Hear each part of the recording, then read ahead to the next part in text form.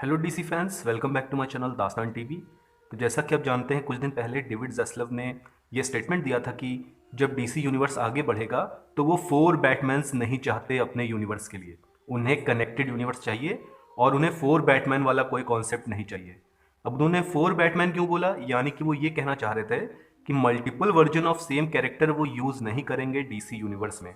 यानी कि एक तरीके से मल्टीवर्स वाले कॉन्सेप्ट को उन्होंने रिजेक्ट कर दिया है इनडायरेक्टली।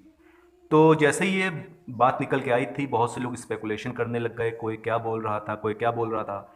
कुछ लोग ये कह रहे थे कि अगर मल्टीपल बैटमैन का ऑप्शन नहीं रहेगा तो रॉबर्ट पैटिंसन के यूनिवर्स का क्या होगा, और माइकल कीटन के बैटमैन का क्या होगा, क्या बेन एफ्लिक मेन बैटमैन रहेंगे या नहीं। तो इसी टॉपिक पे हम लोग डिस्कशन करेंगे इस वीडियो में। हो सकता है कि वीडियो थोड़ा सा लंबा हो जाए, और इस वीडियो में जो ओपिनियंस हैं वो मेरे पर्सनल ओपिनियंस हैं। तो हो सकता है कि आप मेरे ओपिनियन से एग्री ना करें। सबसे पहले जो क्वेश्चन का मैं जवाब दूंगा वो ये कि बहुत से लोग फेक न्यूज़ फैला रहे हैं कि रॉबर्ट पैटिंसन का यूनिवर्स खत्म किया जा रहा है अब। यानी डेविड ज़स्लव ने कहा कि उन्हें 4 बैटमैन नहीं चाहिए तो रॉबर्ट पैटिंसन का यूनिवर्स कैंसिल होने वाला है।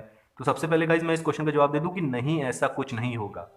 और आपको याद होगा, जब डेविड ज़स्लव ने टेक ओवर किया था वार्नर ब्रदर्स डिस्कवरी के मर्जर के बाद, तो उन्होंने स्पेशली द बैटमैन मूवी और जोकर मूवी का नाम लेके कहा था कि इनके बॉक्स ऑफिस परफॉर्मेंस से वो खुश हैं। दूसरी चीज़, रॉबर्ट पैटिंसन और मैट रीव्स ये दोनों ही फर्स्ट लुक कॉन्ट्रैक्ट साइन कर चुके हैं वार्नर ब्रदर्स के साथ, और मल्टीपल ईयर का इन्होंने कॉन्ट्रैक्ट साइन किया है। तो रॉबर्ट पैटिंसन का जो यूनिवर्स है वो कहीं नहीं जाने वाला है। भले ही क्रिटिक्स, ब्लॉगर्स, स्कूपर कुछ भी बोलते रहें कि उनका रिश्तेदार वार्नर ब्रदर्स में काम करता है, उसके थ्रू स्कूप उनको मिला है कि रॉबर्ट पैटिंसन का बैटमैन की मूवी कैंसिल होने वाली है। तो आप इन सब चीज़ों पे यकीन ना करिए। रॉबर्ट पैटिंसन का यूनिवर्स कहीं नहीं जाने वाला, वो एज इट इज़ आगे बढ़ता रहेगा। और आप जानते ही हैं कि multiple spin off already planned है उसके। अब अगला क्वेश्चन कि माइकल कीटन और बेन एफ्लिक में से कौन मेन बैटमैन बन के रहेगा। तो गाइज देखिए, फ्लैश मूवी के बाद क्या होगा, कौन मेन बैटमैन बन के रहेगा, ये अभी क्लियर नहीं है। और अगर कोई स्कूपर ये क्लेम कर रहा है कि उनके रिश्तेदार के थ्रू उनको स्कूप मिला है कि ये मेन बैटमैन रहेंगे, ये मेन बैटमैन नहीं रहेंगे, तो वो सरासर झूठ बोल रहा है। कोई भी क्लियरली अभी नहीं बता सकता फ्लैश मूवी के बाद कौन मेन बैटमैन रहेगा। लेकिन मैंने एक वीडियो बनाया था कुछ दिन पहले, आपको याद होगा, जिसमें मैंने दोनों सिनारियो डिस्कस किए थे। अगर बेन एफ्लिक मेन बैटमैन रहते हैं डीसी यूनिवर्स के, तो वार्नर ब्रदर्स को क्या करना चाहिए, क्या बेटर रहेगा। और अगर माइकल कीटन मेन बैटमैन रहते हैं तो वार्नर ब्रदर्स को क्या करना चाहिए। ये दोनों सिनारियो मैंने ऑलरेडी डिस्कस किए हुए एक वीडियो में, मैं लिंक डिस्क्रिप्शन में दे दूंगा, आप जाके उस वीडियो को देख सकते हैं। बहरहाल मैंने जैसा कि बताया था कि बेन एफ्लिक के मेन बैटमैन होने की चांसेस ज़्यादा हैं, क्योंकि एक्वामैन वो कैमियो कर रहे हैं। लेकिन गाइस, एक रिपोर्ट आई है जो थोड़ा सा टेंशन दे सकती है जो बेन एफ्लिक के बैटमैन के फैंस हैं।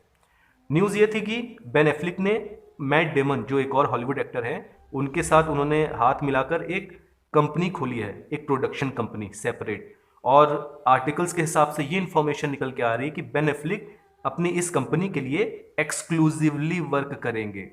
एक्सक्लूसिवली वर्ड बहुत ज़्यादा इंपॉर्टेंट है, यानी कि वो इसी स्टूडियो के लिए वर्क करेंगे अब, जो उनका खुद का स्टूडियो है। अब सवाल उठ रहा है कि अगर वो इस स्टूडियो के लिए एक्सक्लूसिवली वर्क करेंगे तो इसका मतलब वो बैटमैन प्ले नहीं कर पाएंगे डीसी यूनिवर्स में। अब गाइज, बहुत से लोगों का ऐसा कहना है, और मेरा भी ऐसा ओपिनियन है, कि शायद वार्नर ब्रदर्स ने जब बेन एफ्लिक को फुल टाइम बैटमैन रिटर्न होने के लिए अप्रोच किया है, तो उन्होंने शायद मना कर दिया है फुल टाइम बैटमैन रिटर्न होने से। अब फुल टाइम बैटमैन का मतलब मेरे ख्याल से यह है कि ऐसा बैटमैन का प्रोजेक्ट जिसमें टाइम इन्वेस्टमेंट ज़्यादा हो, यानी कि कोई पर्सनल आर्क उनकी या पर्सनल मूवी, एक सोलो मूवी। तो शायद उसके लिए बेन एफ्लिक रेडी नहीं है। मे बी वो कैमियोज के लिए रेडी हैं, लेकिन किसी सोलो प्रोजेक्ट के लिए रेडी नहीं है, ऐसा मुझे लग रहा है। तो अगर ऐसा हो रहा है तो शायद इस तरीके से वार्नर ब्रदर्स हैंडल कर सकता है कि बेन एफ्लिक के बैटमैन को कैमियो या एक्सटेंडेड कैमियो बाकी मूवीज़ में देते रहें वो, और जब एक बड़ा इवेंट वो करें जस्टिस लीग का, उसमें थोड़े से बड़े रोल के लिए बेन एफ्लिक का बैटमैन आ जाए। क्योंकि अगर अपनी कंपनी के लिए वो एक्सक्लूसिवली वर्क करने वाले हैं, तो इसकी चांसेस बहुत ज़्यादा कम हैं कि बेन एफ्लिक को एक सोलो प्रोजेक्ट मिलेगा। और गाइज, मैं ऑलरेडी आपको बता चुका हूँ कि वार्नर ब्रदर्स में जो रिजीम चेंज हुई है, और डेफिनेटली वो बेन एफ्लिक को अप्रोच करेंगे कि आप फुल टाइम बैटमैन बन जाइए। अगर अब भी बेन एफ्लिक फुल टाइम बैटमैन नहीं बन रहे हैं, तो इसका मतलब बेन एफ्लिक खुद ही अब बैटमैन प्ले नहीं करना चाहते हैं। मे बी वो कैमियोज के लिए रेडी हो, फुल टाइम प्ले रेडी ना हो। अब तो ऐसा ही मुझे लग रहा है। एक और चीज़ गाइज, अगर बेन एफ्लिक मान लीजिए फ्यूचर में बैटमैन प्ले ही नहीं करना चाहते एक्वामैन 2 के बाद, तो मेरे ख्याल से बेस्ट डिसीजन रहेगा कि उनको रिकास्ट कर दिया जाए और अगर उन्हें रिकास्ट नहीं किया जा रहा है तो माइकल कीटन के बैटमैन को टेम्परेरी तौर पर मेन बैटमैन बना जाए डीसी यूनिवर्स का, और 2 से 3 साल में जो जस्टिस लीग बनने वाली है उसमें माइकल कीटन के बैटमैन को मार के नाइटविंग के कैरेक्टर को इंट्रोड्यूस करके उसे बैटमैन बना दिया जाए, जैसा कि मैंने अपने पिछले वीडियो में डिस्कस किया था जिसमें मैंने दोनों सिनारियों पे बात की थी। कुछ लोग ये कह रहे हैं कि रॉबर्ट पैटिंसन के बैटमैन को क्यों मेन बैटमैन नहीं बना दिया डीसी यूनिवर्स का। तो देखिए, मैट रिव्स अपने बैटमैन को कनेक्टेड यूनिवर्स नहीं बनाना चाहते, और यही रीजन था कि उन्होंने एक शर्त भी रखी थी वॉल्टर हमाडा के सामने कि उनका बैटमैन किसी भी तरीके से डीसी यूनिवर्स से कनेक्ट नहीं होना चाहिए। और मेरे ख्याल से डिसीजन सही है।